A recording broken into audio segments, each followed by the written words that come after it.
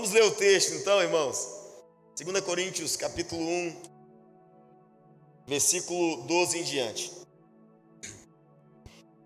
Palavras aí do apóstolo Paulo, assim diz a Escritura Sagrada: este é o nosso orgulho, a nossa consciência, dá testemunho de que temos conduzido no mundo, de que nos temos conduzido no mundo, especialmente em nosso relacionamento com vocês, com santidade, sinceridade proveniente de Deus, não de acordo com a sabedoria do mundo, mas de acordo com a graça de Deus.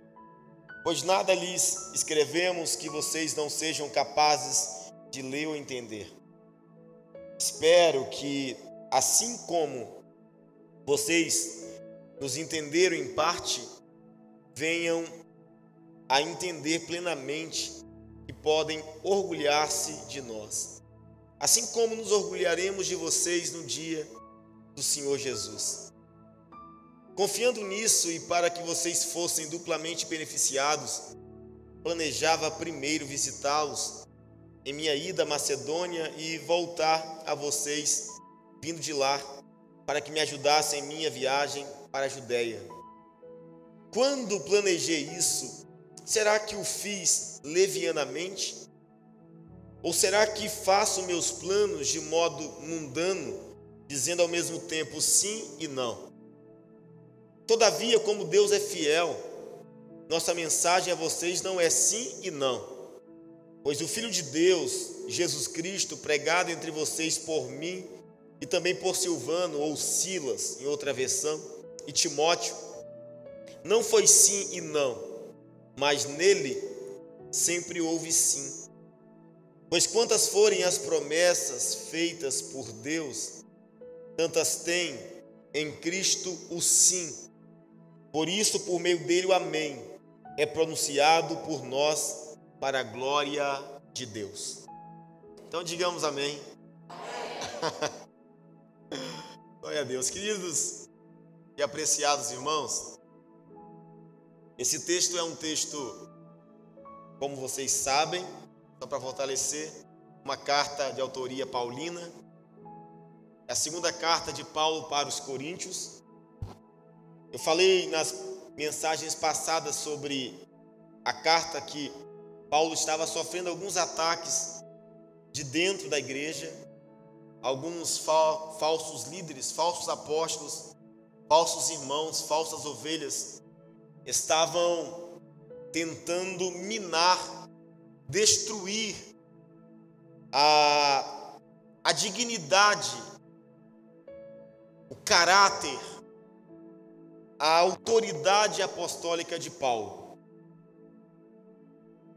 Diante disso, nós estamos em um texto onde Paulo diz que planejava ver os irmãos de Coríntios. Paulo tinha um plano, ele disse que ele desejava visitar Corinto por pelo menos 2 vezes. Paulo estava fazendo uma viagem missionária para Macedônia, que ficava ao norte da Grécia. Então Paulo diz assim aos coríntios: olha, assim que eu for para Macedônia, eu vou visitar vocês antes de ir e depois de vir, no retorno, eu quero ver vocês. Ou seja, Paulo tinha no coração o intuito de abençoar aqueles irmãos, de visitá-los, de abraçá-los, de orientá-los pessoalmente. Contudo, este plano do apóstolo foi cancelado por uma força maior. Algo aconteceu que Paulo não conseguiu cumprir a visita que ele tanto queria fazer. Ora, se aquela igreja já estava tentando deturpar a autoridade apostólica de Paulo, dizia que ele era um enganador, dizia que ele era um fraco, diziam que ele era muito sentimental, diziam que ele era um explorador, que ele era inconfiável, que ele era orgulhoso. Se antes desse fato, essa igreja já estava tentando denegrir a pessoa do apóstolo, do seu pastor, Imagina agora. Eles usam este imprevisto na vida de Paulo para dizer o seguinte: antes eles diziam, Paulo é um fraco, mas agora, como aconteceu esta dificuldade, este imprevisto, que Paulo não conseguiu visitá-los no tempo que queria, sabe o que eles disseram? Paulo, ele é um apóstolo, ele nem é apóstolo, ele é mentiroso, porque Paulo é um homem sem palavra. Paulo não cumpre suas promessas. Paulo é confuso. Paulo é dubitável. Paulo é questionável. Paulo é um homem que não tem garantia no que fala. É o que eles estavam falando de Paulo, por causa desse acontecimento. E outra, eles aproveitaram a situação para também dizer, primeiro, a palavra de Paulo é fraca, ele não tem palavra, ele é um homem sem palavra. Segundo, eles começaram a pensar, se Paulo é um homem sem palavra, a palavra do Deus de Paulo não vale nada também.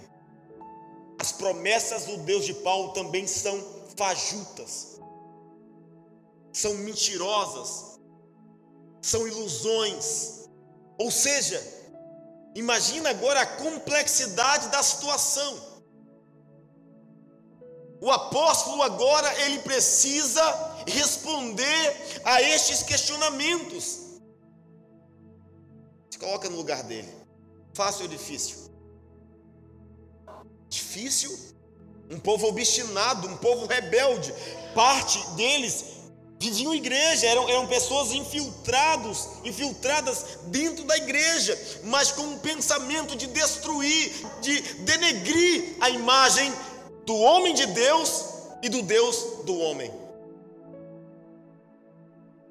Por fim, eu quero trabalhar com vocês em um tema hoje. Esse tema, nós vamos extrair respostas do texto que lemos. O tema é: não duvide das promessas de Deus. Diga assim comigo: não podemos duvidar das promessas de Deus. Amém. Queridos irmãos, Paulo precisa responder a este conluio, a este grupo mal intencionado que estão deturpando o evangelho e sua pregação. Então, vamos tirar desse texto algumas respostas por que não devemos duvidar das promessas de Deus. Vamos lá. Primeiro conselho é: não duvide das promessas de Deus por causa de uma insatisfação. Grava isso aí. Não duvide da promessa de Deus por causa de uma insatisfação. A Bíblia está nos mostrando que os irmãos da cidade de Corinto, eles foram contaminados com um terrível espírito de insatisfação. Aqueles irmãos estavam insatisfeitos com tudo e com todos na igreja. E devemos tomar cuidado nesse tempo para não sermos contaminados com este espírito de insatisfação. Pessoas insatisfeitas dentro da igreja, eles arrumam e cheiram problema em tudo. Pessoas que andam insatisfeitas na igreja, para ele a pregação não presta, para ele o louvor não presta, para ele os obreiros não prestam, para ele nada presta na igreja, tudo ele vai encontrar um problema.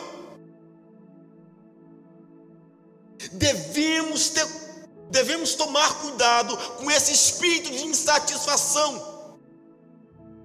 O que é insatisfação? É alguém que está sempre, lógico, insatisfeito. É o descontentamento, é o desprazer pelas coisas de Deus. São pessoas que são levados ou levadas pela contrariedade, pessoas que só vivem aborrecidas. Aborrecidas. Se ele vier à igreja e não estiver pregando quem ele queria, ele já desfaz de tudo. Se ele vier na igreja e perceber que o louvor saiu um pouco do tom, ele diz: nossa, que horrível. Pessoas que estão possuídas pelo espírito de insatisfação nunca se agradam com as coisas de Deus. Sempre vai achar um defeito. Escute bem. Uma visita cancelada do apóstolo Paulo. Uma visita. Primeiro, fez aqueles irmãos condenar o seu líder. Eles esqueceram de todas as qualidades de Paulo, porque Paulo desmarcou uma visita. Você acredita nisso, Gil? Eles esqueceram. Quando Paulo esteve em Corinto pela primeira vez, Paulo ficara 18 meses, 1 ano e meio, ensinando, orientando, mostrando testemunho. Quando Paulo desmarcou uma visita, eles disseram: é um sem palavra, é um mentiroso. Precisamos tomar cuidado com isso, porque pessoas insatisfeitas, eles têm o espírito de ingratidão dentro deles. Pessoas ingratas, eles não conhecem a matemática da multiplicação e da adição. Eles só conhecem a matemática da subtração. Da subtração. Se ajudar a pessoa ingrata 100 vezes, ele não conta, ele não conhece a matemática da adição, da multiplicação. Agora, se não ajudar ele uma vez, aí ele sabe, porque ele conhece só a subtração. Ele só diminui, ele só põe para baixo aquilo que ele acha que deveria ser da forma dele ou da forma dela. Esses irmãos da cidade, da igreja de Corinto, eles denegriram a imagem do apóstolo, do seu pastor, porque Paulo, diga comigo assim, precisou desmarcar uma visita. Eu vou falar igual o finado Mussum, Cacildes, meu irmão. Imagina isso, Adriano. Paulo não vale nada para eles, porque Paulo disse assim: ó, irmãos, não vou conseguir passar aí 2 vezes. E essas pessoas, elas sugam, e quando não podem sugar, elas denigrem, elas falam mal, elas deturpam, elas distorcem a figura de um homem, de uma mulher de Deus, de uma igreja, de um ministério, da obra toda do Senhor. Segundo problema, por causa de uma visita remarcada, postergada, cancelada, eles condenaram o Deus de Paulo. Primeiro, condenaram Paulo. Segundo, condenaram o Deus de Paulo. Eles disseram: se Paulo desmarcou, se Paulo não pôde vir me visitar, se Paulo não tem mais palavra, as promessas do Deus de Paulo devem ser uma mentira também. Tudo que Deus falou com a gente deve ser mentira também. Tudo que Deus prometeu para a gente, eu acho que não vai cumprir nada. Ele vai desmarcar também as bênçãos que Ele disse que ia fazer, que disse que ia cumprir em nós. Pessoas insatisfeitas estão insatisfeitas com as pessoas e com Deus e Senhor das pessoas. Queria que você acompanhasse comigo isso é absurdo, é um absurdo. Vamos acompanhar comigo então o versículo 12 e perceber por que eles estavam tão insatisfeitos assim. Versículo 12 diz assim, ó, Paulo começa dizendo: este é o nosso orgulho, a nossa consciência dá testemunho de que temos conduzido, de como temos conduzido no mundo, especialmente em nosso relacionamento com vocês, com santidade, sinceridade proveniente de Deus, não de acordo com a sabedoria do mundo, mas de acordo com a graça de Deus.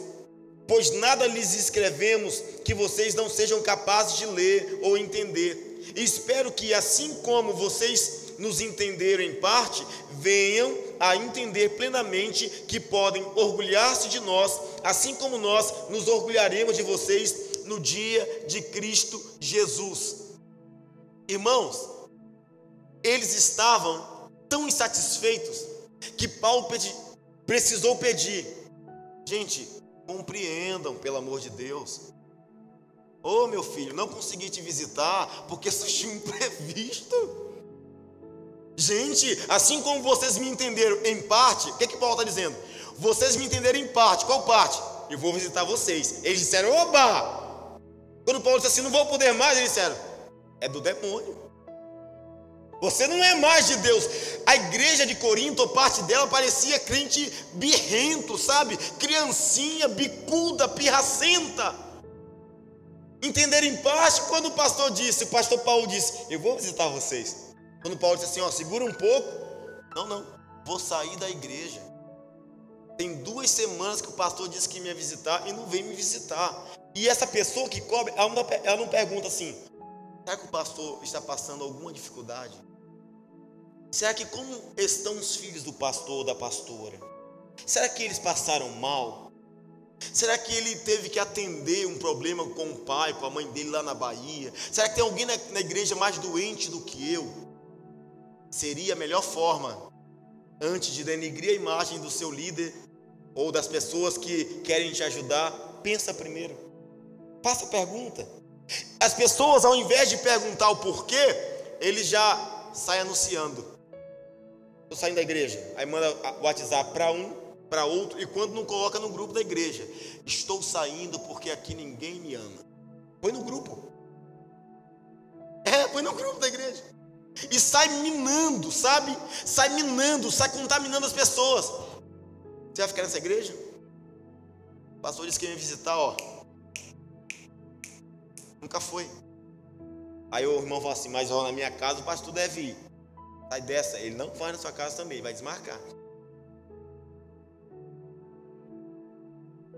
Eles estavam insatisfeitos porque o pastor desmarcou uma visita. Outra questão muito importante: eles abriram os olhos da alma somente para enxergar problemas, falhas, gigantes. Eles abriram os olhos da alma para enxergar os erros e imperfeições. Escute bem, se eu me deixar levar, se nós nos deixarmos levar com um olhar crítico, com o olhar das imperfeições, olhar problema, você vai encontrar. Você vai encontrar. Dizem assim que quando a pessoa está procurando alguma coisa e não consegue encontrar fácil, fala assim, ó, ou vai encontrar problema, fala bem assim, a expressão popular: está procurando chifre na cabeça do cavalo. Tem gente que não encontra problema, mas quer de uma forma encontrar. E quer encontrar para quê? Para ter respaldo e depois dar desculpa. Eu saí por causa disso, a igreja é isso, a obra de Deus é isso, Deus não existe, Deus é aquilo. Paramos e pensamos: chega disso, gente. Não podemos fazer o que os irmãos de Corinto fizeram, gente. Não podemos resumir as pessoas por um ato falho. Vamos pesar as qualidades. Ô gente amada, vamos pesar as qualidades. Vamos pesar aquilo que foi feito de bom, gente. Vamos olhar, vamos parar de olhar para o que não fez. Vamos olhar por tudo que já fez. Tudo que já fez. Se você ficar vivendo a sua vida olhando somente o que não fizeram, você desiste de você mesmo, porque você deixou de fazer várias coisas. Agora, se você for viver a sua vida olhando para as qualidades, você vai encontrar qualidade nos outros e em você. Eu tenho uma palavra de Deus para liberar sobre você. Guarde isso no seu coração, guarde isso. Não duvide, não despreze das promessas de Deus, por nada e nem por ninguém deste mundo. Não faça isso, sabe por quê? Aqui, não sejamos como Esaú, que desprezou a promessa por causa de um prato de comida. Não sejamos como parte dos israelitas, que desprezaram a promessa por causa de suas queixas no deserto. Não sejamos como Acã, que desprezou a promessa por causa de uma capa e um punhado de ouro. Não sejamos como Saul, que desprezou a promessa por causa de sua presunção. Não sejamos como Judas, que desprezou a promessa por causa de 30 moedas de prata. Não duvide da promessa por causa de uma insatisfação humana. As pessoas erram e você também erra.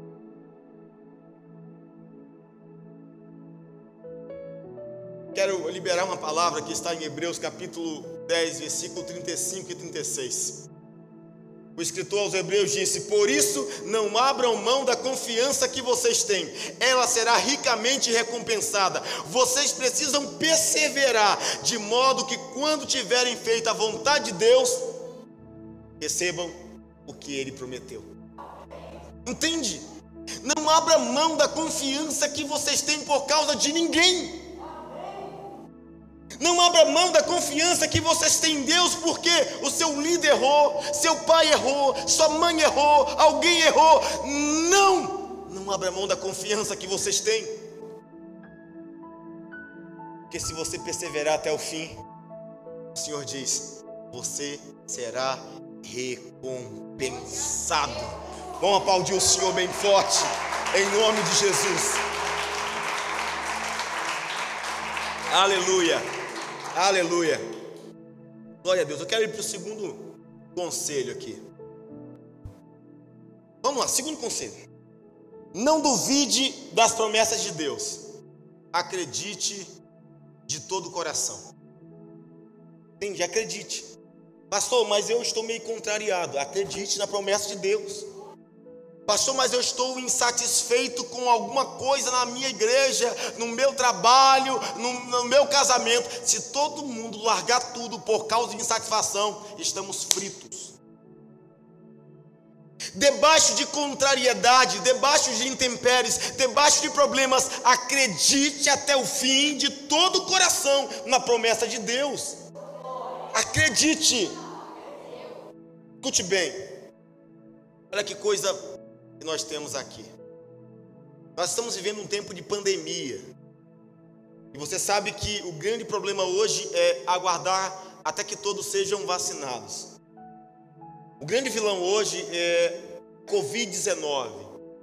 Alguns países trabalhando forte, produzindo vacinas, e mesmo assim, o mundo ainda aguarda, boa parte do mundo aguarda para a vacinação. Mas, até então dizem que encontraram, que está caminhando. Mas escute bem. Paulo nos ensina aqui que foi descoberto o único antídoto, a única vacina que pode curar esse vírus chamado insatisfação, esse vírus chamado insatisfação, incredulidade. Paulo nos ensina que existe uma vacina para isso: fé, acreditar, confiar em Deus. A única vacina para você largar as suas insatisfações é ter fé, acreditar nas promessas de Deus. Aqueles irmãos foram infectados pelo vírus da insatisfação. E esse vírus, ele é contagioso e cruel. Esse vírus entra dentro da igreja, entra dentro da gente e mata tudo, mata todos.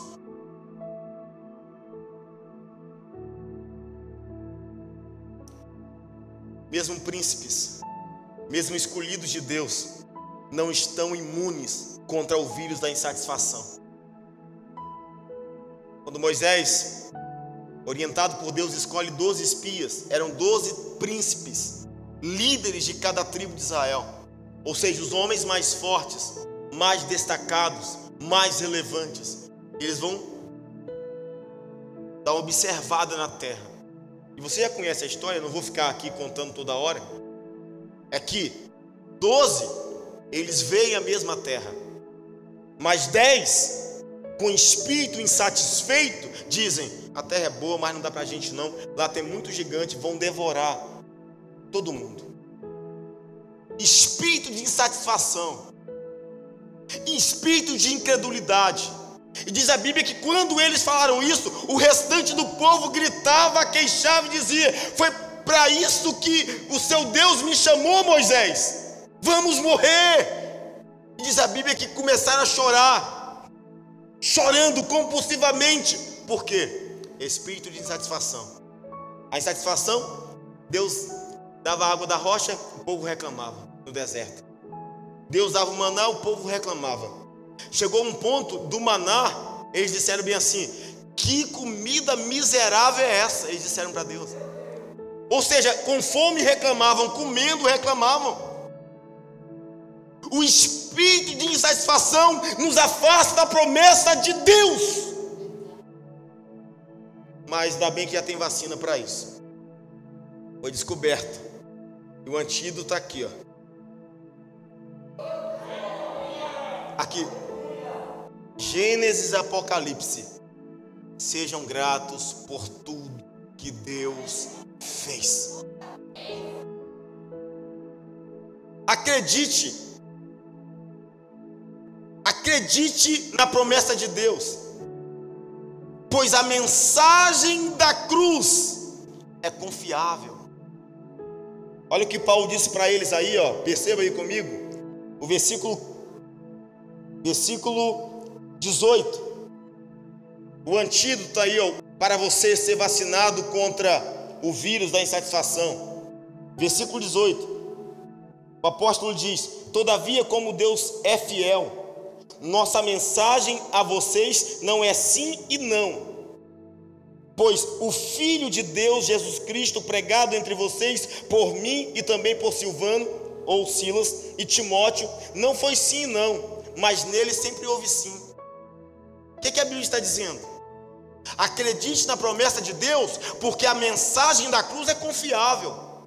Paulo está dizendo: o que vocês ouviram de mim desde o começo foi a mensagem da cruz.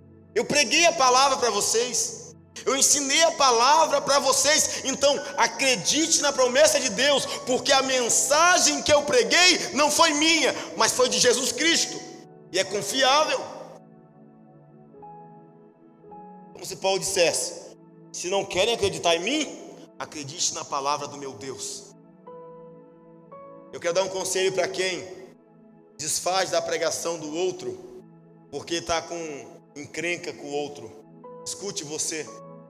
Se você tem problema com um pregador, não ouça a palavra por causa dele, mas ouça a palavra dele, se for a palavra de Deus, porque a palavra de Deus é mais importante.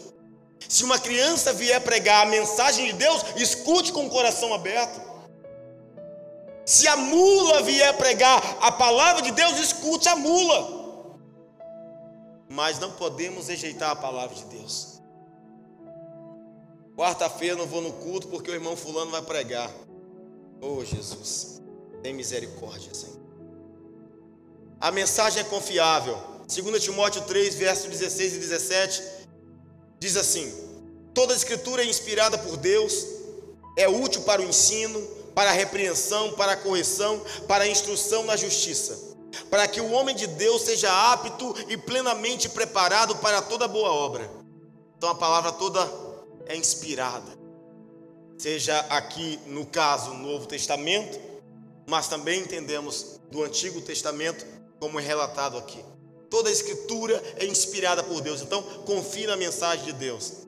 Em Marcos 24, verso 35, Jesus disse: os céus e a terra passarão, mas as minhas palavras não passarão. Então creia na mensagem da promessa, na palavra de Deus. Amém. Outro conselho para que eu e você venhamos a confiar nas promessas: acredite, pois as promessas de Deus sempre são confiáveis. Primeiro, acreditar na mensagem, toda a pregação, ensino, instrução. Segundo, acredite nas promessas de Deus para a sua vida. Quantas promessas você já ouviu do Senhor? Lembra daquela promessa antiga? Precisamos acreditar nas promessas que Deus fez para nós. A Bíblia é um livro recheado de promessas, gente. Agora você não pode deixar a sua insatisfação tirar os seus olhos da promessa de Deus. Você não pode fazer isso, porque a promessa de Deus é fiel. Josué 21, verso 45, está escrito: de todas as boas promessas do Senhor à nação de Israel, nenhuma delas falhou, todas se cumpriram. Todas as promessas que Deus fez à nação de Israel se cumpriu, disse Josué. Deus fez uma promessa a Abraão, cumpriu ou não? Cumpriu. Deus fez uma promessa a José, cumpriu ou não? Cumpriu. Deus fez uma promessa a Jacó, cumpriu ou não? Cumpriu. Deus fez uma promessa a Moisés, cumpriu ou não? Cumpriu. Deus fez uma promessa a Davi, cumpriu ou não? Cumpriu. Deus não é homem para mentir, nem filho do homem para se arrepender. Acaso Ele promete e deixa de cumprir? Então confia, acredite na promessa. Se Deus disse, vai acontecer. Se Deus falou, o mar vai se abrir. Se Deus falou, a água vai aparecer mesmo que da rocha. Se Deus disse, o maná vai surgir, a provisão vai chegar. Se Deus disse, a porta vai se abrir, ela vai se abrir. Se Deus disse que seu casamento vai ter mudança, vai ter mudança. Mas você precisa acreditar na promessa de Deus. 2 Pedro 1, verso 4. Dessa maneira Ele nos deu as suas grandiosas e preciosas promessas, para que por elas vocês se tornassem participantes da natureza divina e fugissem da corrupção que há no mundo causada pela cobiça. Deus nos deu preciosas, diga comigo, promessas. Para quê? A Bíblia diz: para que possamos participar da natureza divina, fugindo da corrupção do mundo e da cobiça do mundo. Ou seja, como se Deus dissesse: se eu tenho uma promessa para você, então tire os olhos do mundo, porque o que eu tenho é melhor e maior do que as coisas do mundo. É isso que Deus está dizendo. Você não pode caminhar na promessa de Deus e flertando as coisas do mundo.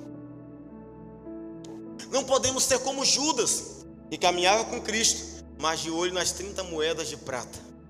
Caminhava com Cristo, mas de olho nas 30 moedas de prata. O sonho de Judas era comprar o campo, era comprar um campo, era comprar um sítio, era comprar uma chácara, era comprar uma terra.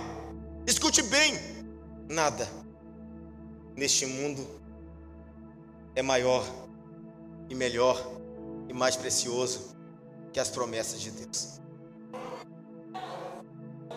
Não é, irmãos. Não é. O que adianta o homem ganhar o mundo inteiro,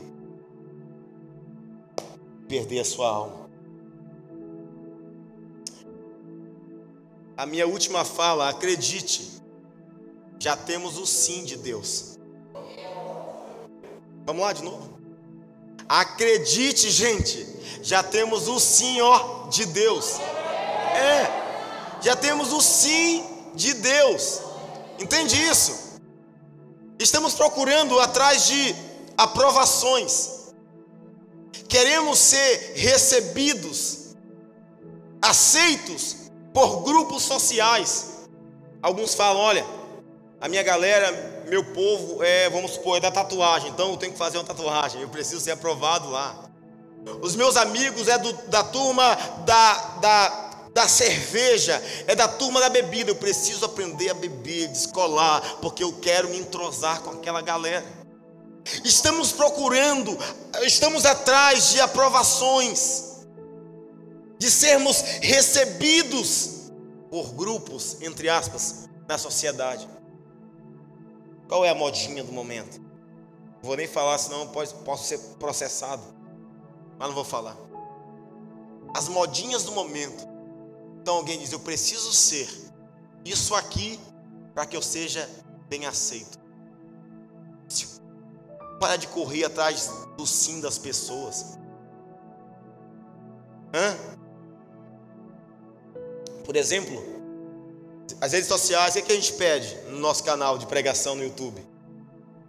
Dá um like lá, o like é o joinha, dá uma curtida. Tipo assim, pô, fala que tá bom, mas tem gente que fala que tá ruim.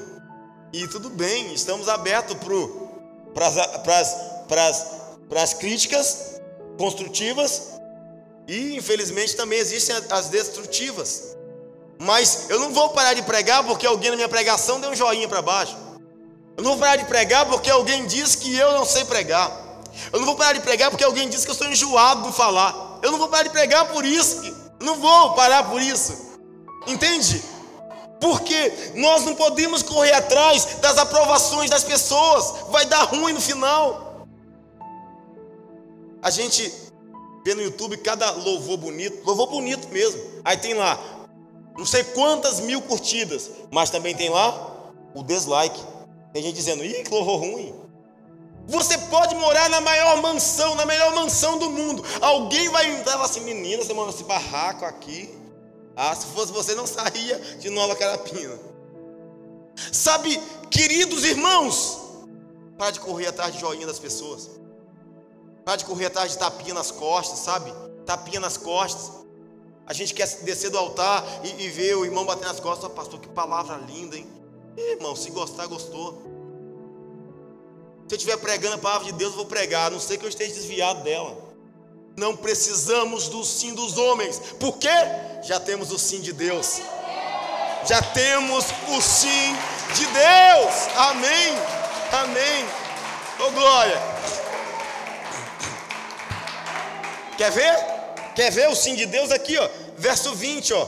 Apalpa comigo. Vislumbra comigo. Verso 20. Ou o apóstolo Paulo falando para o povo de Corinto. Pois quantas forem as promessas feitas por Deus, tantas tem em Cristo o sim. Todas as promessas de Deus tem o sim, o joinha em Jesus. É joinha. Ó, joinha. Joinha. Você não precisa ficar correndo atrás de ninguém. A Bíblia diz, você quer um sim arretado, o melhor sim do mundo. Deus está sempre assim, ó. Deus está sempre assim para você, ó. Joinha. Valdeci, Deus te diz, se a promessa é minha, joinha, sim. Sim, sim, sim, sim. Ô Daíde, se Deus disse, ó, Deus faz assim, ó. Sim. Sim. Deus tem sim para nós, gente. E tem gente falando que não quer ser crente porque a igreja é tudo, não pode, não faz. E Deus está dizendo, que isso? Se eu tenho promessa, eu tenho sim. E o sim de Deus está em quem? Ele diz, em Cristo Jesus. Se Deus te fez uma promessa lá fora, lá no mundo, Ele está esperando você confirmar, crer, se entregar a Jesus. Porque tipo assim, eu vou te explicar como que é o seguinte. Deus prometeu, te deu a folha com a promessa, beleza? Não colocou data, é a promessa que você tem, é um documento que você tem. Aí você fala, gente, mas aqui está aqui a promessa, né, Fabiano? Deus vai cumprir quando? Aí Deus está falando bem assim para nós, ó, fiz uma promessa, mas eu estou esperando você conhecer o meu carimbo. O carimbo é para ratificar, é para confirmar. Carimbo, quem é o carimbo de Deus? Quem é o carimbo de Deus? Jesus. Jesus é o sim de Deus. Só nele nós temos o sim. Pô, carimbou. Ô glória. Ô glória. Precisamos receber este carimbo. Todo dia Jesus. Deus faz a promessa e vem com carimbo, meu filho, pô, oh glória, cumpriu. Deus faz uma promessa e vem com o filho de Jesus, pô, cumpriu. Já temos o sim de Deus. Eu amo este versículo, quero encerrar praticamente com ele. Efésios 2, verso 10, só a parte A diz assim: porque somos criação de Deus, realizada em Cristo Jesus. No dia que este versículo, sabe, acendeu aos meus olhos, eu falei, meu Deus, eu entendi tudo.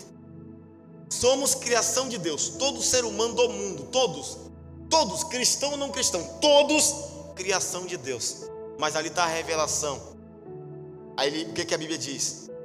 Esta criação, o homem, a criação, a mulher, a criação de Deus, só será realizada ou realizado em Cristo Jesus. Só em Cristo Jesus teremos as realizações para a glória do Pai. Se você crê nessa palavra aí, meu irmão, manifesta a sua alegria. Glória a Deus. Amém.